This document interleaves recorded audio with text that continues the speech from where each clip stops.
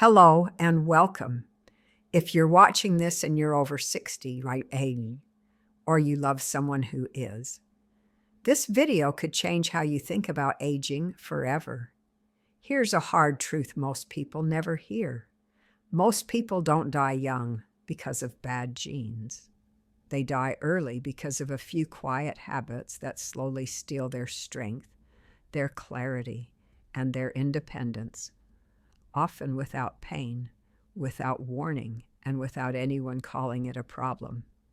In fact, research shows that the majority of people who pass away before 85 share the same daily behaviors. Behaviors we've been told are normal aging. What if I told you that many people in their 80s and 90s who are still sharp, active, and independent avoided just a handful of these habits? And what if those habits are things you might be doing every single day? Sitting too much, sleeping the wrong way, eating the healthy foods you were taught to trust, or slowly withdrawing from the world. This video is not about fear. It's about awareness. Because once you see what's silently shortening lives after 60, you can start reversing it, starting today. So stay with me until the end. One of these insights alone could give you years back, not just more years, but better ones. If this matters to you, like this video, subscribe, and share it with someone you care about. What you're about to hear could literally save a life, maybe your own. 1. Sitting too much. The silent killer. No one warns you about after the age of 60.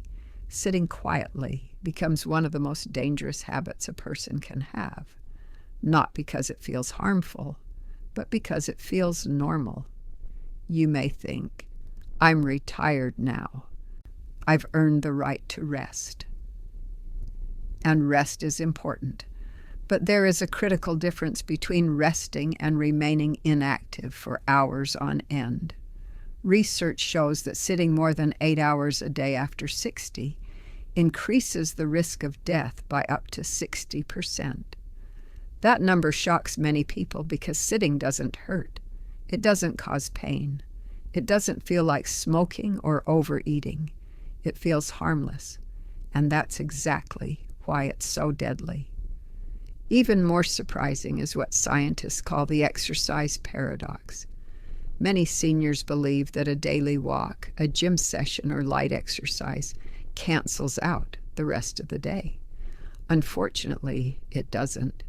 Exercising for 30 or even 60 minutes a day does not undo the damage caused by sitting for the remaining 10 to 12 hours.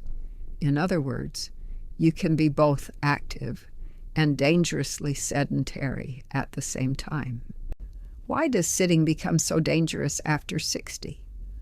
First, blood circulation changes with age. When you sit for long periods, blood pools in your legs.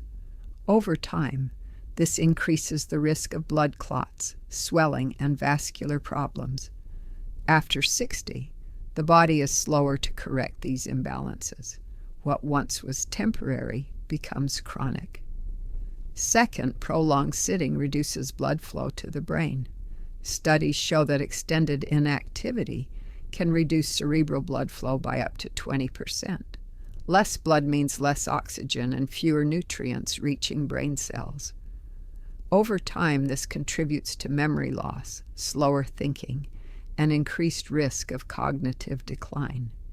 Many people blame aging for brain fog, when in reality, it's inactivity starving the brain. Third, sitting accelerates muscle loss, especially in the legs, hips, and core. Muscles are not just for movement. They are essential for balance, stability, and independence. After 60, muscle mass naturally declines each year. Sitting speeds this process up dramatically. This is why many seniors suddenly struggle to stand up from a chair, climb stairs, or maintain balance. Once muscle strength is lost, independence is often the next thing to go. This is how sitting quietly steals freedom. One of the simplest ways to assess this risk is a basic functional test. Sit in a chair, cross your arms over your chest, and try to stand up 5 times without using your hands. If this feels difficult or impossible, it's not just age. It's a sign that prolonged sitting has already begun weakening the body. The good news is that this damage is reversible, even in your 70s and 80s. The most effective solution is not extreme exercise, it's frequent movement. This is where the 50 to 10 rule comes in. For every 50 minutes of sitting, you move for 10 minutes. This simple habit interrupts the harmful effects of inactivity before they compound. Movement does not need to be intense. Standing up, walking around the room, marching in place, stretching, doing light leg lifts, or gentle arm movements are enough. The goal is to wake the muscles, restart circulation, and send fresh blood back to the brain. Think of movement as medicine, small doses taken often. Practical ways to apply the 50 to 10 rule. Set a timer every 50 minutes as a reminder to stand and move. Take phone calls standing or walking. During television time, then stand up during commercials or every episode break. Keep light, hand weights or resistance bands nearby. Walk around the house while waiting for the kettle or microwave. These moments may seem insignificant, but they compound powerfully over time. Within weeks, many people notice improved energy, clearer thinking, and stronger legs. Within months, balance improves, joint stiffness decreases, and confidence returns. More importantly, the risk of falls, clots, and cognitive decline drops significantly. The key mindset shift is this: movement is not exercise anymore. It is survival. After 60, the body does not punish you for aging. It responds to how often you use it. Sitting tells the body, I am no longer needed. Movement tells the body, stay alive, stay strong, stay ready. You don't need to move faster. You don't need to move harder. You simply need to move more often.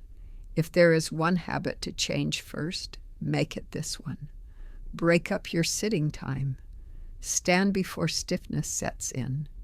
Move before weakness settles in. Because long before illness shows up, the body whispers its warning, quietly, patiently, every hour you remain still. And the earlier you listen, the longer you stay independent. 2. Poor sleep and broken sleep. The fastest way the body ages. After 60, one of the most dangerous myths about aging is the belief that older people need less sleep. This idea is not only wrong, it is quietly shortening millions of lives. After the age of 60, the body still needs 7 to 9 hours of sleep every night, just like younger adults.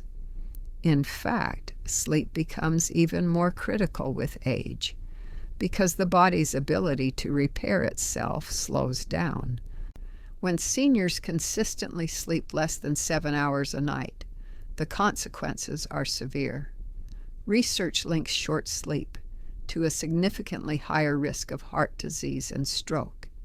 Even more alarming, chronic sleep deprivation accelerates brain aging up to 3 times faster than normal.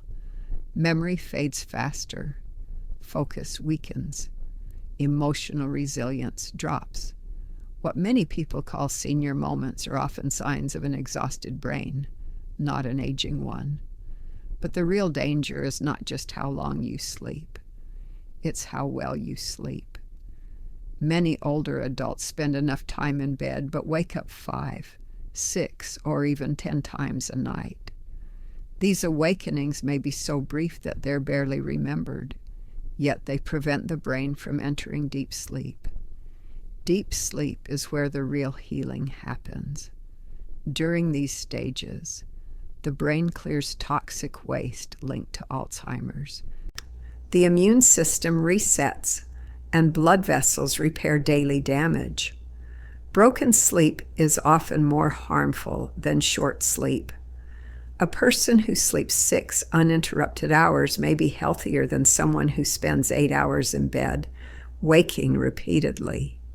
Fragmented sleep leaves the nervous system in a constant state of alert, never fully shutting down, never fully restoring. This is where many seniors fall into the sleep medication trap. Over-the-counter sleep aids and prescription medications may knock you out quickly, but they often suppress deep sleep. They sedate the brain instead of allowing natural sleep cycles. Over time, tolerance builds, dependence develops, and sleep quality worsens. The result is a vicious cycle. Poor sleep leads to medication. Medication leads to poorer sleep. And the body slowly loses its ability to sleep naturally. And sleep problems after 60 are rarely caused by one single issue. They come from a combination of changes: slower melatonin production, temperature regulation difficulties, nighttime bathroom trips, medication side effects, and most commonly, unresolved worry. Anxiety is the silent thief of sleep in older adults. Worry about health, finances, family, or becoming a burden keeps the mind active long after the lights go out. The body may be tired, but the brain refuses to rest. This is why improving sleep requires structure, not force. One of the most effective tools is the 3-2-1 rule, specifically designed for older adults. 3 hours before bed. No heavy meals. Digestion competes with sleep. Late meals raise body temperature and blood sugar, making deep sleep difficult. 2 hours before bed. Limit fluids. This reduces nighttime bathroom trips that fragment sleep cycles. 1 hour before bed. No screens. Blue light from phones, tablets, and televisions suppresses melatonin, the hormone that signals the brain it's time to sleep. Older eyes are especially sensitive to this effect. Equally important is managing mental noise before bedtime. Instead of trying to clear your mind, which often backfires, create a worry window earlier in the evening.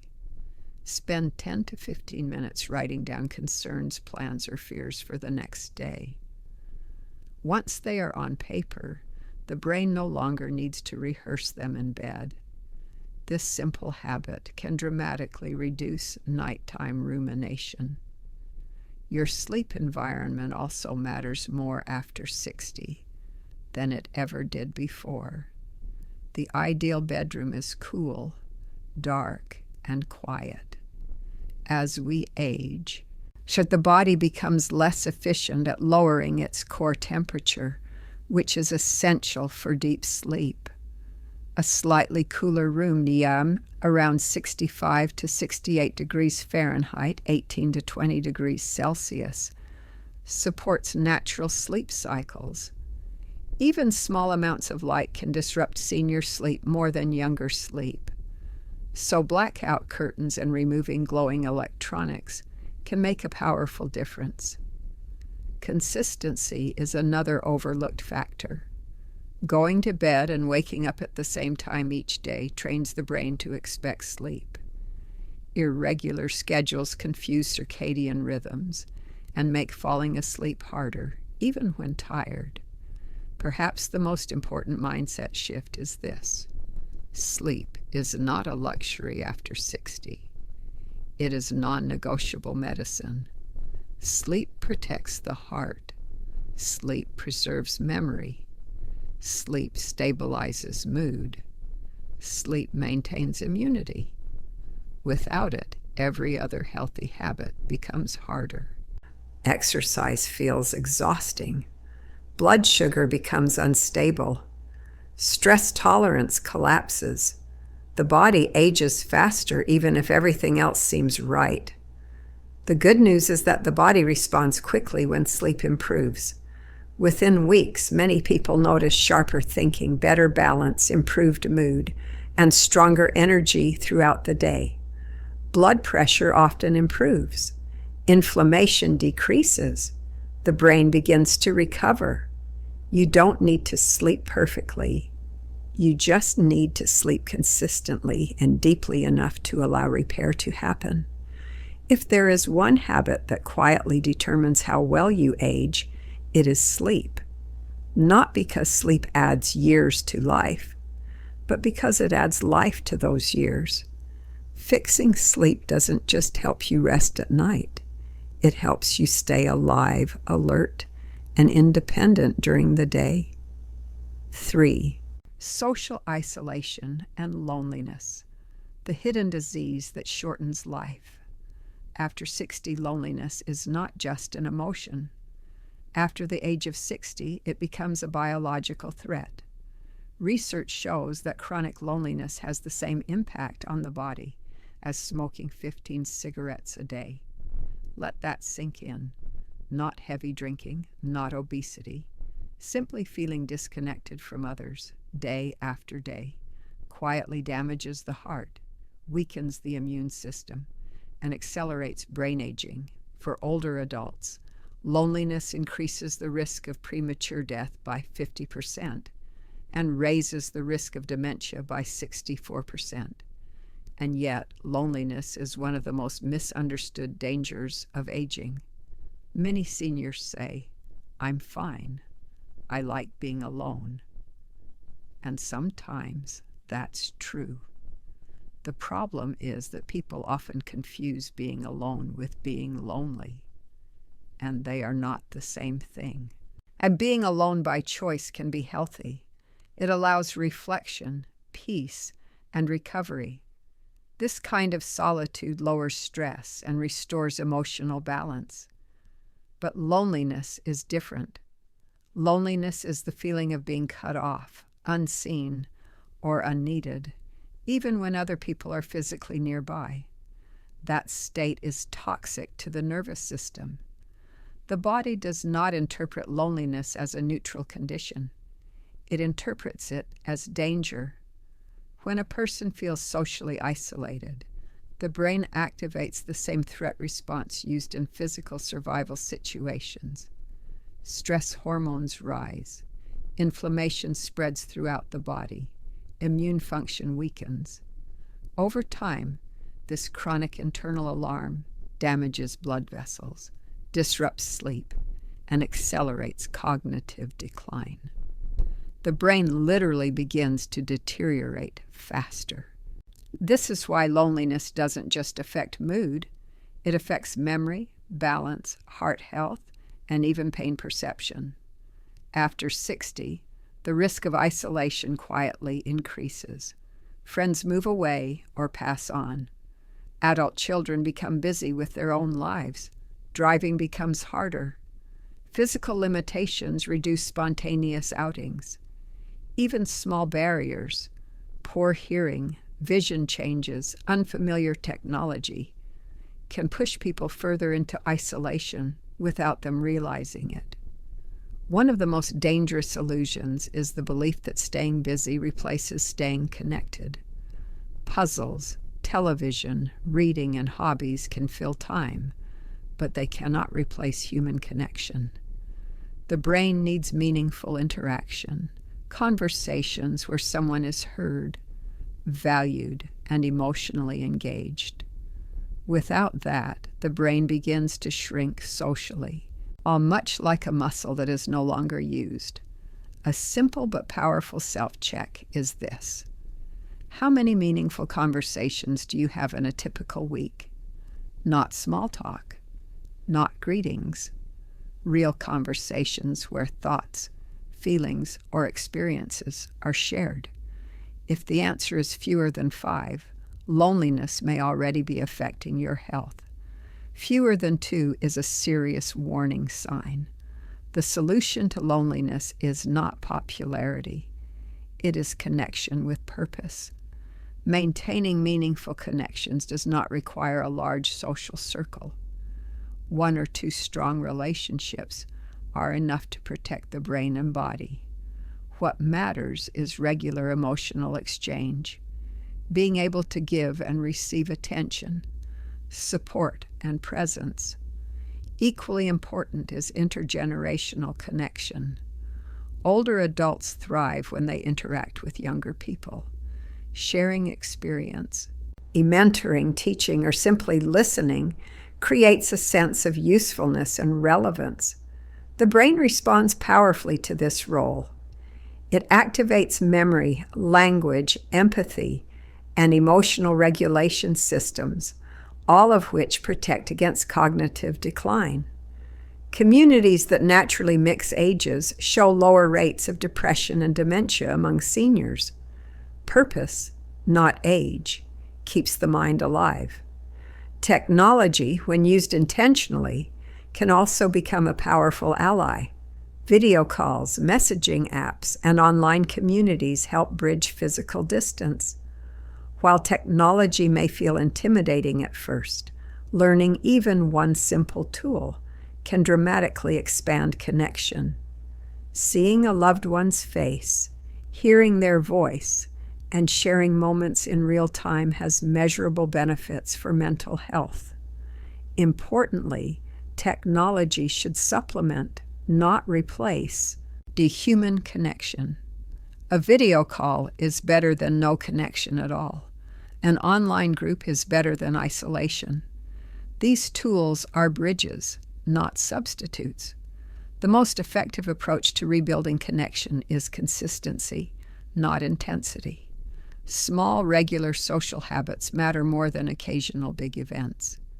Weekly calls, monthly group activities, volunteering a few hours a week, teaching, mentoring, or helping others in simple ways. These repeated interactions train the brain to expect connection, reducing stress and improving emotional resilience. Loneliness often hides behind pride. Many older adults don't want to bother others or ask for company. But connection is not a burden. It is a biological need. Just as the body needs food and sleep, the brain needs social nourishment. When seniors reconnect, truly reconnect, changes happen quickly. Sleep improves, appetite stabilizes, mood lifts, memory sharpens, even physical pain often decreases.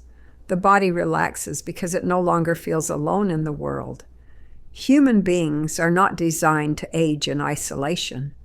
We are designed to age in relationship, sharing stories, offering wisdom, being needed, and staying emotionally engaged. When that connection disappears, the body interprets it as the end of relevance. When connection returns, the body responds with renewed vitality. Loneliness shortens life, not because people are weak, but because humans are wired for connection. And the moment connection returns, healing begins. 4. Chronic inflammatory eating. When healthy food starts aging. You faster after 60. One of the most dangerous traps after the age of 60 is this: doing exactly what you were taught was healthy, and slowly getting sicker because of it. Many older adults are disciplined eaters. They choose whole wheat bread instead of white bread. They drink fruit juice instead of soda. They buy low-fat yogurt instead of full-fat. For decades, this advice was repeated by doctors, media, and nutrition guidelines. And for younger bodies, it often caused little harm. But after 60, the body changes, and nutrition must change with it. Foods that once seemed good can now quietly trigger chronic inflammation, especially by spiking blood sugar over and over again. Whole grain bread, crackers, breakfast cereal, fruit juice, harsh sweetened yogurt. These foods break down into sugar quickly. In an aging body with slower metabolism and reduced insulin sensitivity, those sugar spikes become toxic signals. After 60, your body simply does not process carbohydrates the same way it did at 40. Each spike in blood sugar triggers inflammation. Over time, that inflammation never fully shuts off. This is what scientists call chronic low-grade inflammation, and it is the root cause of nearly every major age-related disease: heart disease, type 2 diabetes, Alzheimer's, arthritis, stroke, and many forms of cancer. Inflammation is not loud at first. It whispers. It shows up as stiff joints in the morning, as fatigue that doesn't go away with rest, as brain fog in the afternoon, as poor sleep despite being tired, as slow healing, low mood, and irritability. Most people dismiss these signs as just getting older, but they are not inevitable. They are signals. The problem is not that seniors eat too much. It's that they eat the wrong balance of foods for an aging metabolism. After 60, the body needs a different fuel strategy, one that stabilizes blood sugar, reduces inflammation, and supports muscle and brain health.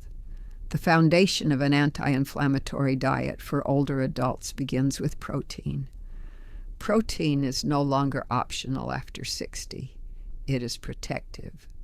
It stabilizes blood sugar, preserves muscle mass, supports immune function, and keeps the brain sharp. Many seniors undereat protein while overeating carbohydrates. This combination accelerates weakness and fatigue. High-quality protein sources include eggs, fish, poultry, yogurt without added sugar, legumes, and lean meats. Protein at breakfast is especially powerful. Starting the day with protein instead of sugar prevents the morning blood sugar spike that sets off inflammation for the rest of the day. The second key is healthy fats. For decades, fat was blamed as the enemy, but we now know that certain fats are essential, especially for the aging brain. Olive oil, avocado, nuts, seeds, and omega-3 rich foods like fatty fish reduce inflammation and protect blood vessels. These fats also slow digestion, preventing rapid sugar absorption. Replacing vegetable oils high in omega-6 fats with olive oil or avocado oil alone can significantly reduce inflammatory markers.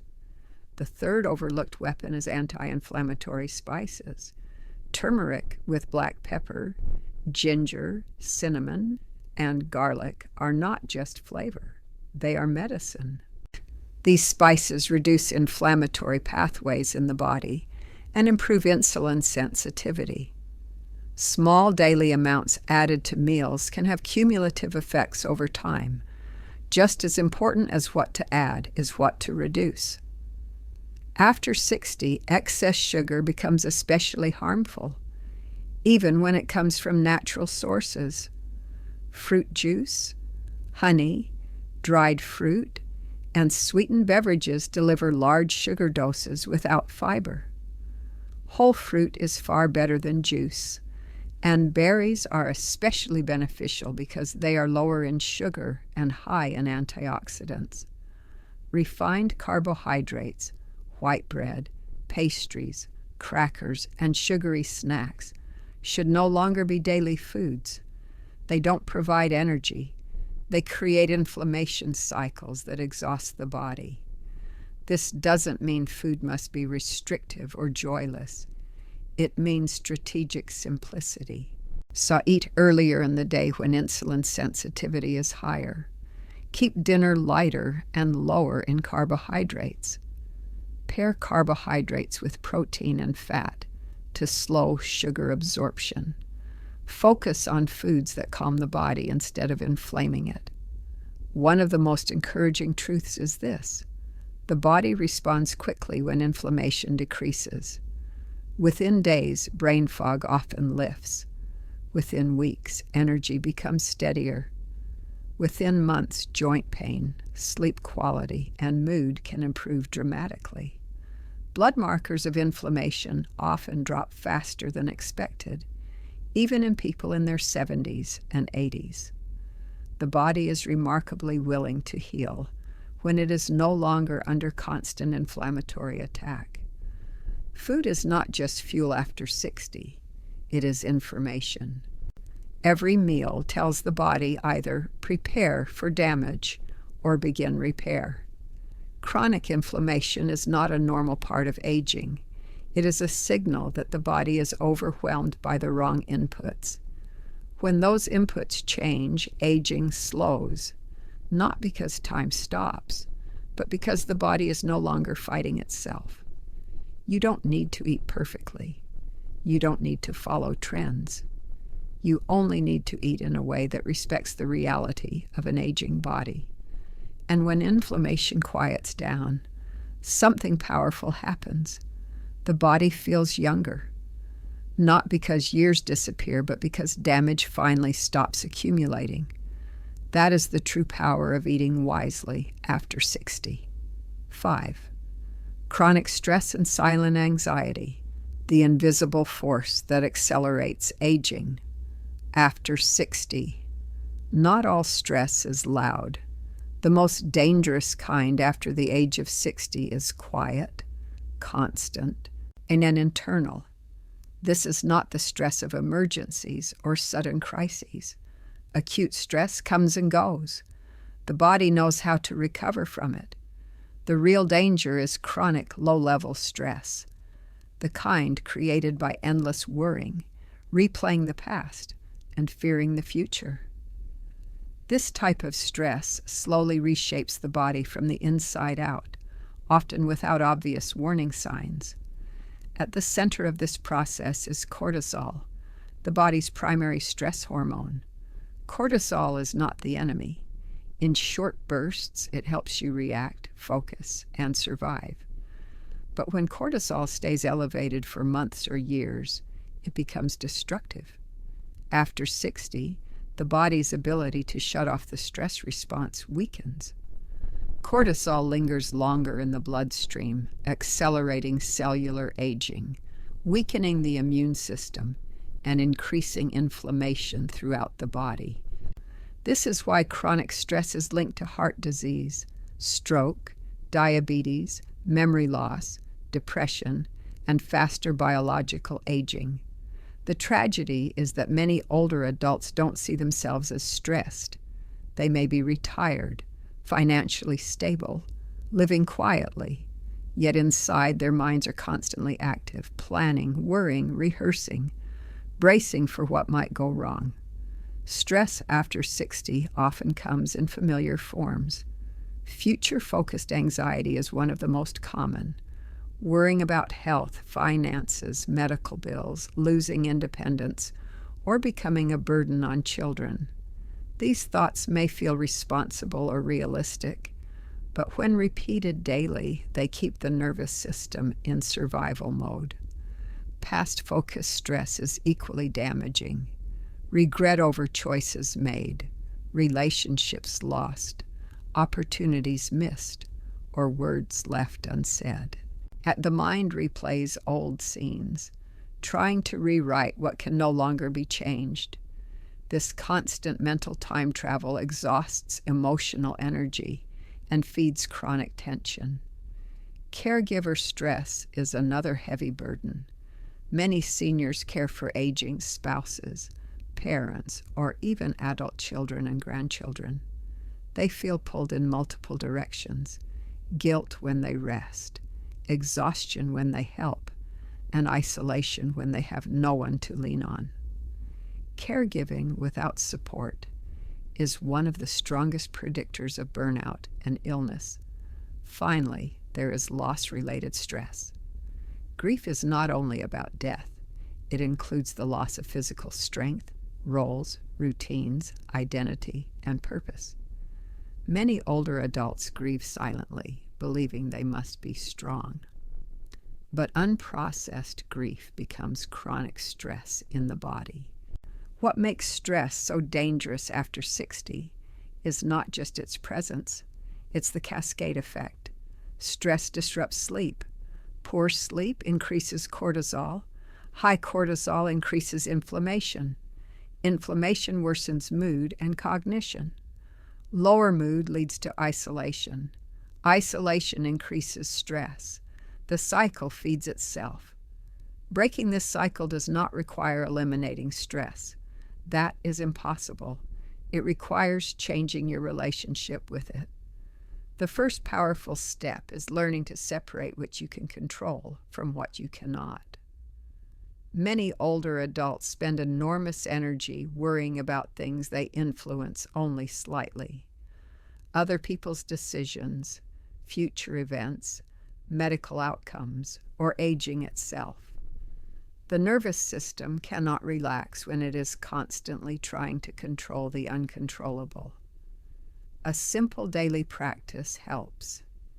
Make 2 mental lists. A short list for what is fully within your control, your habits, reactions, boundaries, and self-care. Another list for what you can influence but not control. Each time worry arises, gently redirect attention back to the first list. This alone can lower stress hormones over time. The second tool is mindfulness adapted for older adults. Traditional mindfulness advice often fails seniors because it asks them to empty the mind. That can feel frustrating or impossible. A better approach is gentle awareness. Instead of pushing thoughts away, you acknowledge them without feeding them. You notice worry without arguing with it. You allow emotions to pass without turning them into stories. This style of mindfulness works with an aging brain, not against it. It reduces reactivity and teaches the nervous system that not every thought requires action. Physical forms of stress release are also essential. Stress lives in the body, not just the mind. Gentle walking, stretching, breathing exercises, gardening, and slow movement practices help release stored tension.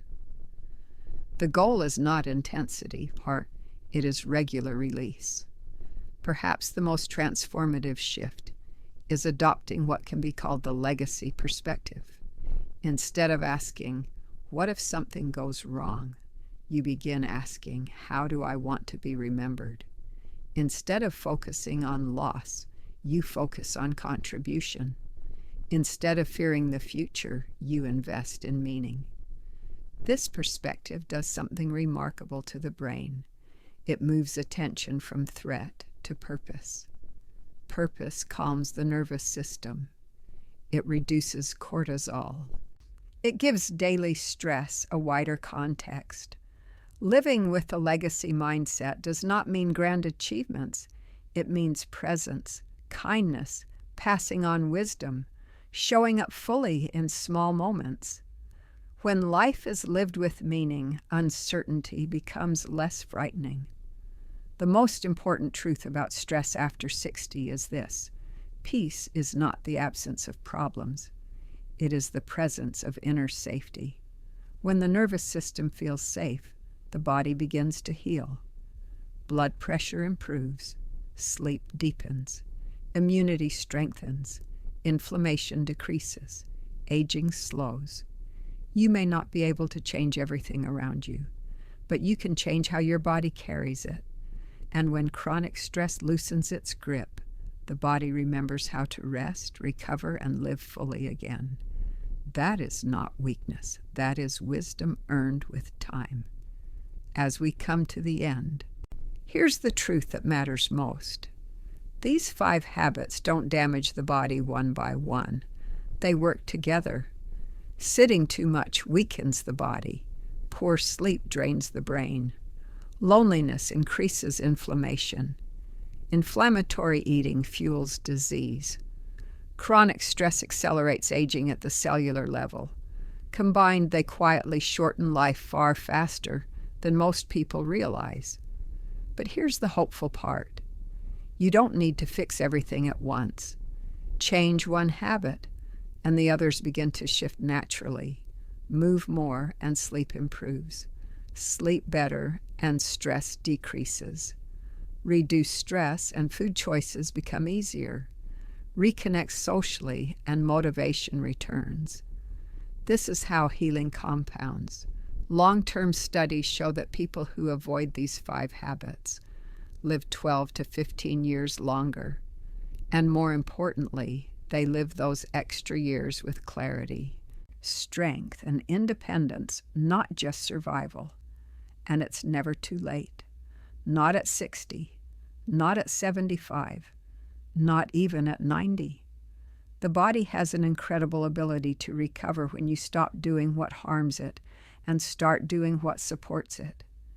If this message resonated with you, take one small action today.